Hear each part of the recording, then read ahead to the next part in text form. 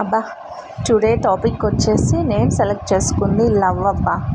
ఎక్కడ చూసినా love love love. ఈ ప్రపంచం మొత్తం లవ్ చుట్టూనే తిరుగుతున్నట్టు అనిపిస్తుంది. ఓకే, ప్రేమించడం తప్పు అని ఎవరు అనరు.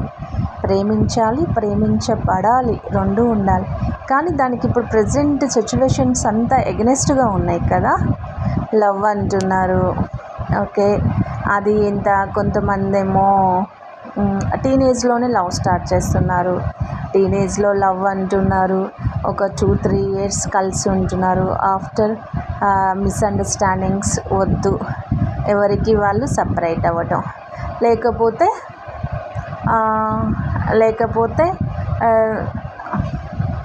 ఒకళ్ళు బతకటం, ఒకళ్ళు చచ్చిపోవటం, ఇలా డిఫరెంట్ వరల్డ్ మొత్తం ఇలాంటి సిచ్యువేషన్సే నడుస్తున్నాయి అబ్బా. లవ్ అంటున్నారు, ఇంకా సెకండ్ వన్ ఏంటంటే లవ్ చేస్తున్నారు, వాళ్ళ పేరెంట్స్ని వీళ్ళ పేరెంట్స్ని కన్వే అవ్వలేదనుకో, ఎవరో ఆ బాయ్ గర్ల్ ఎవరో ఒకళ్ళు సూసైడ్ చేసుకుంటున్నారు.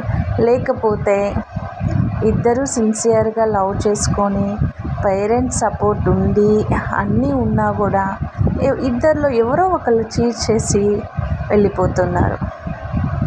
ఇలాగా కొంతమంది ఆఫ్టర్ మ్యారేజ్, సరే ఓకే, ఎంత కష్టపడి పెద్దవాళ్ళని ఒప్పించి కష్టపడి స్ట్రగుల్ చేసి మ్యారేజ్ చేసుకున్నారనుకో, మ్యారేజ్ చేసుకున్నాక మేబీ ఒక 1 year, ఒక 2 years అలా ఉంటున్నారు. ఆఫ్టర్ మళ్ళీ అతను వేరే వాళ్ళని లవ్ చేయటము, మళ్ళీ ఇంత ఫైట్ చేసి పేరెంట్స్ని కన్విన్స్ చేసి మ్యారేజ్ చేసుకున్నాక కూడా ఆఫ్టర్ మ్యారేజ్ తర్వాత మళ్ళీ ప్రాబ్లమ్స్. అప్పుడు ఎవరు ఉండరు, అటుపక్క పేరెంట్స్ ఉండరు, ఇటుపక్క పేరెంట్స్ ఉండరు, వీళ్ళిద్దరికే మళ్ళీ మిస్అండర్స్టాండింగ్స్. మరి ప్రేమలో ఉన్నప్పుడు ఆ మిస్అండర్స్టాండింగ్ వస్తే ఆ అబ్బాయి కన్విన్స్ చేయటము, ఆ అమ్మాయి కన్విన్స్ చేయటము, ఏదో ఒకటి. మరి ఆఫ్టర్ మ్యారేజ్ తర్వాత ఆ కన్విన్సింగ్ ఏమైపోతుందో నాకు అర్థం కావట్లేదప్పా. ఇంకొకళ్ళు ఒక అమ్మాయిని లవ్ చేశాడనుకోండి, థర్డ్ టాపిక్. ఒక అమ్మాయిని క్యాజువల్గా లవ్ చేశాడనుకోండి, ఆ అమ్మాయి నో చెప్పిందనుకో, అమ్మాయి నో చెప్పటమో లేకపోతే వాళ్ళ పేరెంట్స్ ఒప్పుకోరు, ఏదో సంథింగ్ లవ్ అనేది మటుకు బ్రేకప్ అయిపోయిందనుకో, ఇమ్మీడియట్లీగా సూసైడ్ చేసుకోవటం. అతనికి వాళ్ళ పేరెంట్స్ గుర్తురారు. చిన్నప్పటి నుంచి అమ్మ చూపించే ప్రేమ కనిపించదు, నాన్న చూపించే ప్రేమ కనిపించదు. ఈ 1 year, ఈ 6 months లేకపోతే ఈ 9 monthsలో కనిపించిందే ఆ అమ్మాయి లవ్. అమ్మో, అది టూ మచ్ లవ్. ఆ లవ్ ముందు ఈ పేరెంట్స్ కూడా కనిపించరు. సో ఆ అమ్మాయి కోసం వీడు చచ్చిపోతాడు, లేకపోతే ఆ అబ్బాయి కోసం ఆ అమ్మాయి చచ్చిపోయింది. ఏంటండి, ఏదైనా క్లారిఫికేషన్ ఉండాలండి. క్లారిఫికేషన్ లేకుండా అది నేను జడ్జ్ చేయట్లేదు. లవ్ అంటే అరేంజ్ మ్యారేజ్లో ఉంది, లవ్ మ్యారేజెస్లోనూ ఉంది. అరేంజ్ మ్యారేజెస్ ఫెయిల్యూర్స్ ఉన్నాయి, లవ్ మ్యారేజ్ ఫెయిల్యూర్స్ ఉన్నాయి. నేను అనేది ఏంటంటే ఈ లవ్ మ్యారేజెస్ గురించి, ఎందుకంటే అరేంజ్ మ్యారేజ్కి అట్లీస్ట్ ఫ్యామిలీ సపోర్ట్ ఉంటుంది. ఆ ఫ్యామిలీ ఈ ఫ్యామిలీ కలిసి మ్యారేజ్ చేశారు కాబట్టి వీళ్ళిద్దరం మిస్అండర్స్టాండింగ్స్ వస్తే ఆ ఫ్యామిలీసే రెస్పాన్సిబిలిటీస్ తీసుకొని ఇద్దరికి నచ్చజెప్పడం ఏదో ఒకటి ఉంటుంది. నాకు అర్థం కానిది ఏంటంటే, నేను చెప్తుంది ఏంటంటే నాకు తెలిసి నాకు నోటీస్కి వచ్చిన లవ్ స్టోరీ గురించి చెప్తున్నానండి మీకు. ఎప్పుడు మేబీ 2012 అనుకుంటా, 2012లో లవ్ స్టార్ట్ అయ్యింది. 2012 లవ్లోనే ఉన్నారు, 13 లవ్లోనే ఉన్నారు, 14 లవ్లోనే ఉన్నారు, 15 లవ్లోనే ఉన్నారు, 16లో మ్యారేజ్ చేసుకున్నారు. ఈ 4 years ఈ అమ్మాయి వచ్చి వాళ్ళ ఇద్దరు పేరెంట్స్ని కన్విన్స్ చేసింది.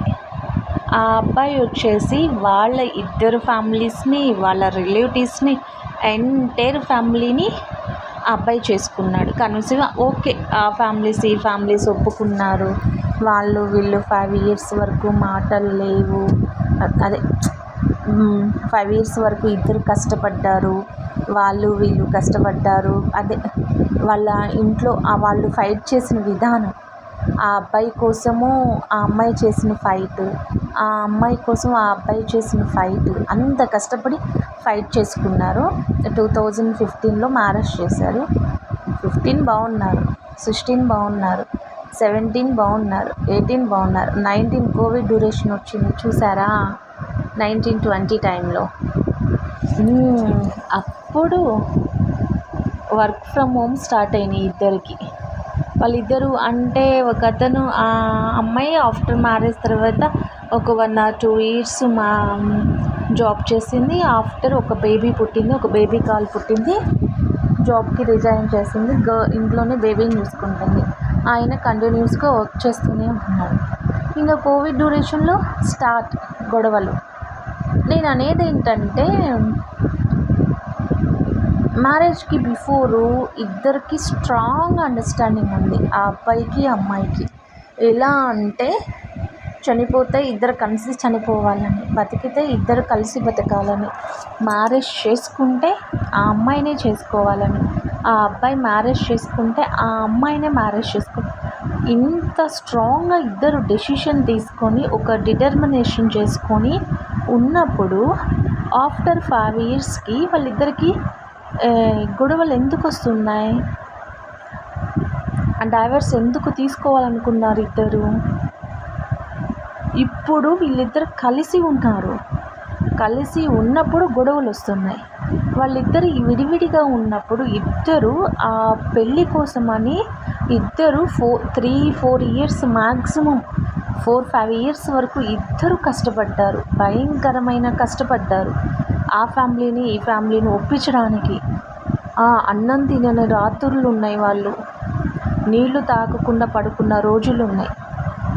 ఎలాంటి సెలబ్రేషన్స్, ఎలాంటి మూవీస్, అస్సలు అసలు బయట ప్రస్తుతం ఉన్న జనజీవనానికి కూడా సంబంధం లేకుండా బతికినారు ఇద్దరు. అలాంటి వాళ్ళు మ్యారేజ్ చేసుకొని ఒక పాప పుట్టినాక విడిపోయినారు తెలుసా? ఎందుకు అనంటే, ఆఫ్టర్ మ్యారేజ్ తర్వాత ఏమైందంటే, అతనికి వాళ్ళ అమ్మాయి ఎక్కువైంది ఆ అమ్మాయి కన్నా. ఆ అమ్మాయికి ఆఫ్టర్ మ్యారేజ్ తర్వాత ఒక పాప పుట్టిన తర్వాత అతనికి ఇవ్వాల్సిన ప్రయారిటీ కన్నా కూడా వాళ్ళ అమ్మా నాన్నకి ప్రయారిటీ ఎక్కువైపోయింది. ఫస్ట్లో ఫైట్ చేసేటప్పుడు వాళ్ళిద్దరే ప్రయారిటీస్ అక్కడ. ఆ అమ్మాయి ఆ అబ్బాయికి ప్రయారిటీ ఇచ్చింది, ఆ అబ్బాయి ఆ అమ్మాయికి ప్రయారిటీ ఇచ్చారు. ఆఫ్టర్ మ్యారేజ్ తర్వాత ఒక గర్ల్ పుట్టిన తర్వాత గర్ల్కి మేబీ ఒక 1 year, ఒక 6 months, 1 year వచ్చిన తర్వాత వాళ్ళ ప్రయారిటీస్ మారిపోయినాయి. అతను ప్రయారిటీ వాళ్ళ అమ్మా నాన్న అయితే, ఈ అమ్మాయి ప్రయారిటీ వీళ్ళ అమ్మా నాన్న అయ్యారు. స్టార్ట్, పలానా రోజు మీ మమ్మీ ఇలా అనింది, మీ అమ్మా నాన్న ఇలా అన్నారు, మీ అన్నయ్యలు ఇలా అన్నారు, మీ అన్న భార్య ఇలా అనింది, నీ చెల్లెలు ఇలా అనింది. స్టార్ట్, కొట్టుకున్నారు, తిట్టుకున్నారు, అరుచుకున్నారు. ఆ అమ్మాయి స్లీపింగ్ టాబ్లెట్స్ మింగేసింది. సో ఆఫ్టర్ స్లీపింగ్ టాబ్లెట్స్ మింగిన తర్వాత అమ్మాయి గొడవలయ్యి ఇద్దరికి బాగా తిట్టుకొని కొట్టుకొని స్టేజ్ అయిపోయి తట్టుకోలేక అమ్మాయి ప్రెజరు, స్లీపింగ్ టాబ్లెట్స్ మింగిన తర్వాత ఆ అమ్మాయి వాళ్ళ పేరెంట్స్ వచ్చి ఆ అబ్బాయి మీద కంప్లైంట్ చేస్తారు. ఏమని? వీడు మంచోడు కాదు, మా అమ్మాయిని టార్చర్ పెట్టడానికే పెళ్లి చేసుకున్నాడు, మా అమ్మాయికి ఈరోజు ఈ స్థితిలో ఉందంటే దానికి కారణం వీడి మీద కేసు పెట్టాలి అని ఆ అమ్మాయి వాళ్ళ అమ్మా నాన్న. ఆ అబ్బాయి వాళ్ళ అమ్మా నాన్న ఏంటంటే, అసలు మీరు మాకు తగిన వాళ్ళు కాదు, మా అబ్బాయికి మాకున్న ఆస్తులకి, మాకున్న పలుకుబడికి, మాకున్న వాటికి మా వాడికి ఇంతకంటే గొప్ప సంబంధం రావాల్సింది, మీ కూతురు ఏయో మాయ మాటలు చెప్పి నా కొడుకుని లొంగ తీసుకునింది.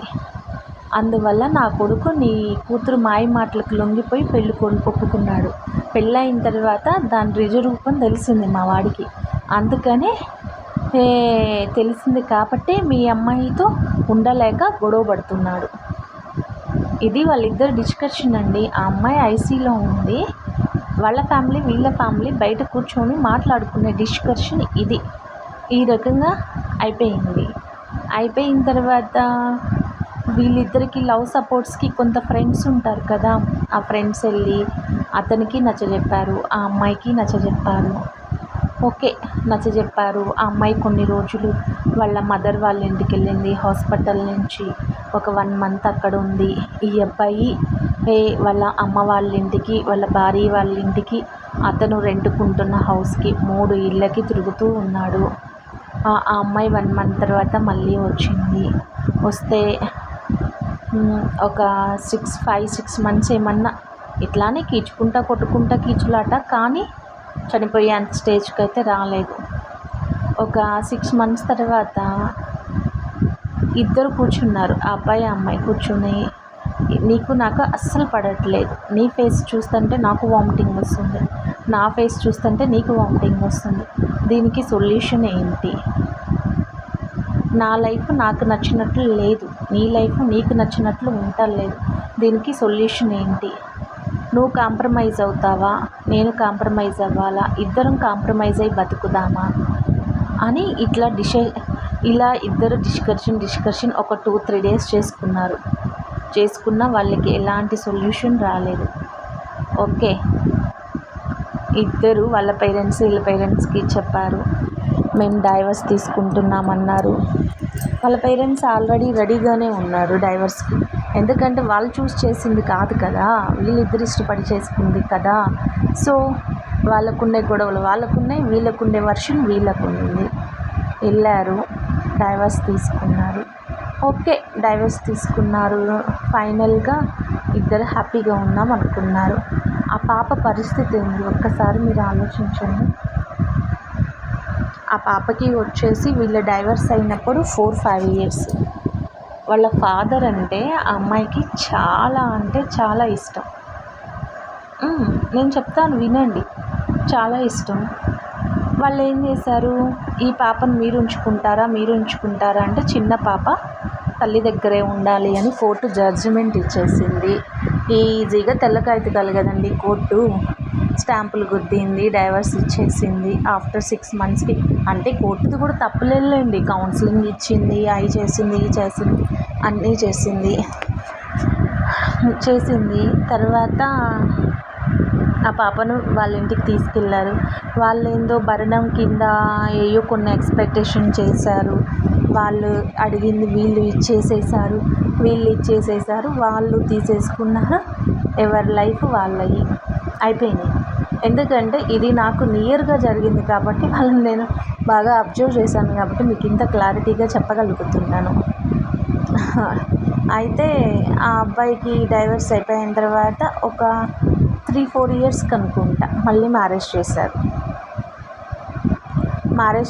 ఈసారి ఇండియాలో ఉండకుండా ఆ అబ్బాయి యూఎస్కి వెళ్ళిపోయినాడు. అక్కడ మ్యారేజ్ చేసుకొని సెటిల్ అయిపోయినట్టున్నాడు. ఆ అబ్బాయికి మళ్ళీ ఒక బాబు ఉన్నారు, సంథింగ్ కిడ్స్ అయితే ఉన్నారు. బేబీ గర్ల్ బేబీ బాయ్ ఇద్దరు ఉన్నట్టున్నారు. ఈ అమ్మాయికి ఏం చేశారు, ఆ అమ్మాయికి వాళ్ళ అమ్మమ్మ వాళ్ళు, నీది చిన్న వయసు, నీకు ఇప్పుడు 27-28 years, నీకు చిన్న వయసు, ఆ పాపని మేము చూసుకుంటాము, ఆ మనవరాల్ని మేము చూసుకుంటాము, నీకు మళ్ళీ పెళ్లి చేస్తామన్నారు. ఆ అమ్మాయి ఒక 2 years వద్దు అది ఇదని తల ఊపలేదు, ఏదో గందరగోళం చేసింది ఇంట్లో. నేను చేసుకోను, నా పాప కోసమే ఉంటాను, అది ఇది అనేది. మరి ఏమైందో ఏమో నాకు తెలీదు. ఆఫ్టర్ 2 years తర్వాత తను ఓకే అనింది. సో తనకి సెకండ్ మ్యారేజ్ చేశారు, ఆ అమ్మాయికి కూడా మ్యారేజ్ చేశారు. ఆ అమ్మాయిని కూడా ఇక్కడ కాకుండా ఏ ఆస్ట్రేలియానో, ఏ అమెరికానో, ఏ న్యూజిలాండో ఇచ్చినట్టున్నారు. ఆ అమ్మాయి కూడా అవుట్ ఆఫ్ ఇండియాలో అయితే లేదు. ఇద్దరికి, ఆమెకు కూడా సెకండ్ టైం మ్యారేజ్ అయింది. ఆమెకి ఏదో కిడ్స్ ఉన్నారు, వాళ్ళు ఉన్నారు, వీళ్ళు ఉన్నారు, కిడ్స్ ఇద్దరు ఉన్నారు. అతనికి ఉన్నారు, ఆమెకి ఉన్నారు. అయితే ఆ అమ్మాయికి ఇద్దరు అన్నలు తమ్ముళ్ళు ఉన్నారు. ఆ అన్నలకి తమ్ముళ్ళకి మ్యారేజ్ అవ్వకమున్నంతకాలం ఆ ఇంటికి ఆ మనవరాలు ఒక యువరాణిలాగా పెరిగింది. వన్స్ వాళ్ళ అన్నకి మ్యారేజ్ అయిపోయి అతను వెళ్ళిపోయాడు ఇంట్లో నుంచి, అంటే జాబ్ పర్పస్. వాళ్ళ తమ్ముడికి మ్యారేజ్ అయిపోయి ఆయన వెళ్ళిపోయినాడు ఇంట్లో నుంచి, ఆయన జాబ్ పర్పస్. వాళ్ళ ఫ్యామిలీ వాళ్ళు, ఈయన ఫ్యామిలీ వీళ్ళు. ఈ ఇద్దరున్న ముసలి వాళ్ళు, ఐ మీన్ గ్రాండ్ పేరెంట్స్ అన్నారు కదా, గ్రాండ్ ఫాదర్ గ్రాండ్ మదర్ దగ్గర పెరుగుతుంది ఈ చైల్డ్. వాళ్ళిద్దరు ముసలి వాళ్ళు అయిపోయారు. ఆ అమ్మాయికి ఒక 13-14 ఇయర్స్ వచ్చినాయి. వాళ్ళు ఇంకా బాగా ముసలి వాళ్ళు అయిపోయారు. అయితే అప్పుడు ఆ 13-14 ఇయర్స్ వచ్చిన తర్వాత ఇంకా వాళ్ళ వల్ల కాక మనవరాల్ని పెంచటము. అప్పుడు వాళ్ళ నాన్నమ్మ తాతయ్య వాళ్ళకి ఈమె తీసుకుంటారా అని వాళ్ళ ఇంటికి వెళ్ళి గొడవ చేశారు. అప్పుడు గవర్నమెంట్ ఏం చేసింది, 18 సంవత్సరాలు నిండిన తర్వాత ఆ అమ్మాయి ఎవరి దగ్గర ఉంటానంటే వాళ్ళ దగ్గరికి పంపించండి, అప్పటి వరకు వాళ్ళ మదరు హ్యాండ్ ఓవర్లోనే ఉండాలి అని చెప్పారు. వాళ్ళ నానమ్మ తాతయ్య వాళ్ళు మాకు సంబంధం లేదన్నారు. వీళ్ళ తాతయ్య నాయనమ్మ వాళ్ళు, నాయనమ్మ తాతయ్య వాళ్ళు నాకు సంబంధం లేదన్నారు. అమ్మమ్మ తాతయ్య వాళ్ళు వీళ్ళు వాళ్ళ అమ్మకి గబగబా మ్యారేజ్ చేసేసారు. ఆ మ్యారేజ్ చేసుకున్న ఆయన ఎందుకు రానిస్తాడండి ఈ పాపని? రానివ్వలేదు. వాళ్ళ ఫాదర్ దగ్గరికి పంపించడానికి రైట్స్ లేదు. 18 ఇయర్స్ వరకు ఇక్కడే ఉండండి, పెంచాలి అన్నారు. మేనమామలు వాళ్ళ ఫ్యామిలీస్లో వాళ్ళు బిజీగా ఉన్నారు. వస్తే ఎప్పుడో 2 మంత్స్కో 3 మంత్స్కో పేరెంట్స్ కాడికి వచ్చినప్పుడు ఆ అమ్మాయికి ఒక ఫ్రాక్ ఒక లంగానో తీసుకొస్తారు. హాయ్ అంటే హాయ్, బాయ్ అంటే బాయ్. ఇప్పుడు ఆ ముసలి వాళ్ళండి, ఆయన ఏజ్ 72 ఇయర్స్, ఆయన మిస్సెస్ ఏజ్ 69 ఇయర్స్. సారీ, అతని ఏజ్ 76 ఇయర్స్, వాళ్ళ మిస్సెస్ ఏజ్ 69 ఇయర్స్. ఆ అమ్మాయి ఇప్పటికి ఇంకా చిన్నగానే ఉంది. ఎంత, ఒక 11-12 ఇయర్స్, ఒక 4th or 5th క్లాస్ చదువుతుంది.